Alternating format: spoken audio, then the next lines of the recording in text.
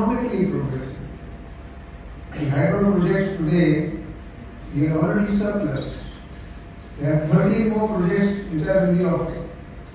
When these are done, we will have almost 20 to 30,000 megawatts surplus power, which will go on the national grid. And the equity that we will give to Arunachal will be anywhere between 10 to 15,000 crores a year. The entire scene will change.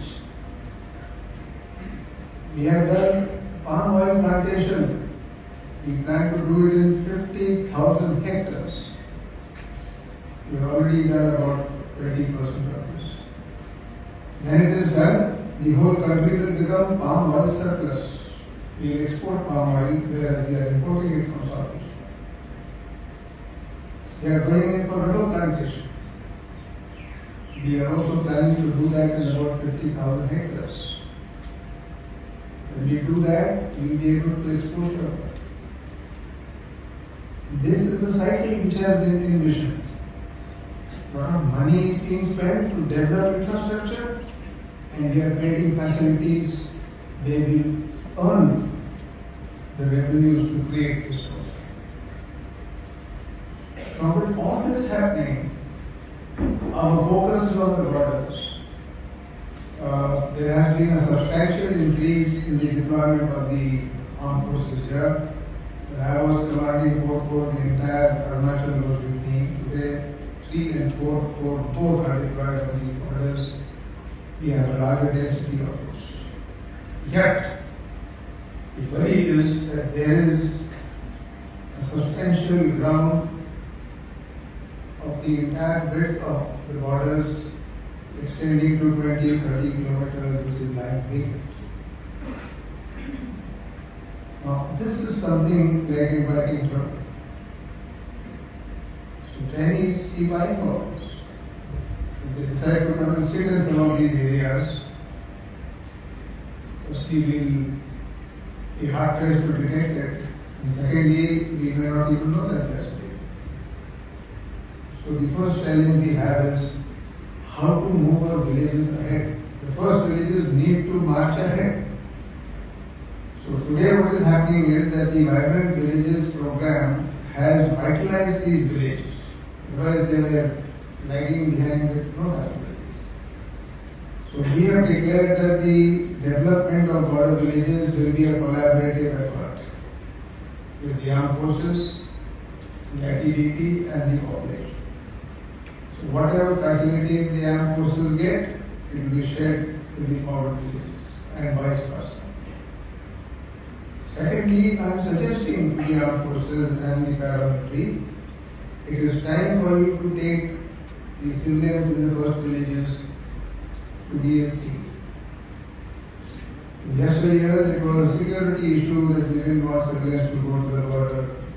It doesn't apply here. We want them to go there. And we want them to search areas where they could do some farming or they could graze their animals. As a result of which, temporary camps will come up there. And if it is economically viable, there will be movement of troops, movement of population upwards. But for that, we have to ensure that they are well connected, they are logistically enabled, and they are secure.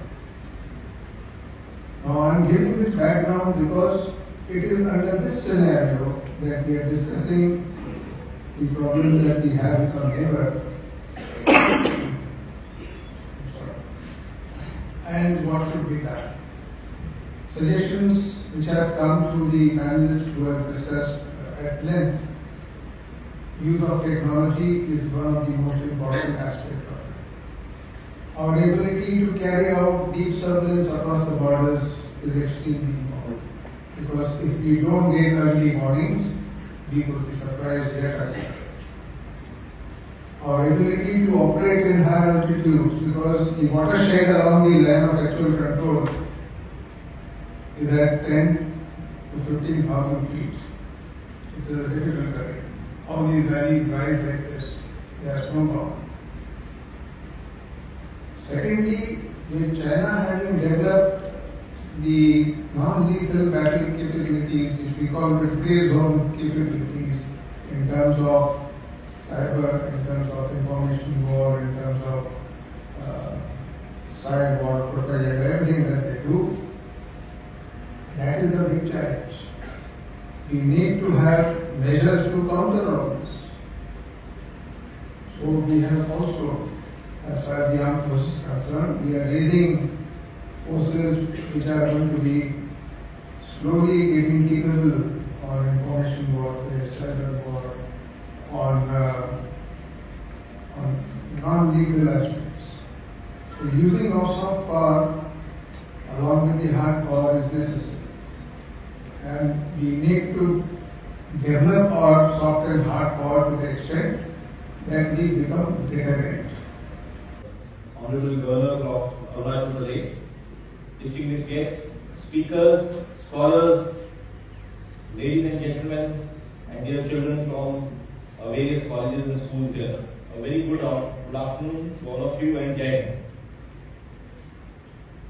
Arunachal Pradesh is not only critical to our national security calculus because it is a frontline state on the cusp of a geopolitical contest between two of the largest nations of the world, but also a source of key rivers and livelihood to millions in the subcontinent. Arunachal is a state with probably the maximum forest cover, with competing demands of infrastructure development and ecological preservation, which throws up complex challenges, especially in a vibrant democracy like our nation's. In order to understand the dynamics of Arunachal better, in the Spear Corps, we had recently conducted a seminar at Dao Division at Dinjan that was topic as Arunachal Pradesh and India-centric geospace.